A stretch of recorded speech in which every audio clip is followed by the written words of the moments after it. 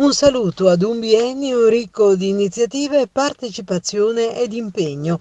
Tutto ciò che ha realizzato la Presidenza è stato compiuto grazie a voi. Il nostro è stato un bellissimo lavoro di squadra per il quale voglio esprimervi la mia gratitudine. Così Maria Rosa Bellomo, adesso past presidente della sezione Fidapa di Agrigento, in occasione del passaggio di consegne. Prende il suo posto la nuova presidente Gina Corseri, che verrà affiancata dal rinnovato direttivo che vede alla vicepresidenza Maria Giovanna Gualnera, Paola Cacciatore come segretaria e Giuseppina Piazza tesoriera.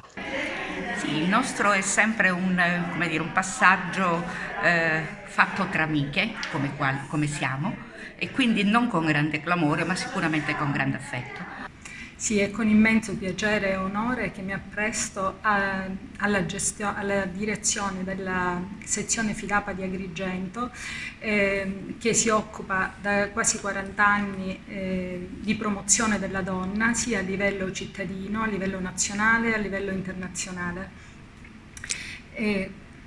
Avrete un tema particolare da sviluppare quest'anno? Quale sarà? Il tema nazionale si riguarda la promozione di politiche di sostenibilità e di protezione sociale per favorire la crescita economica inclusiva e l'uguaglianza di genere.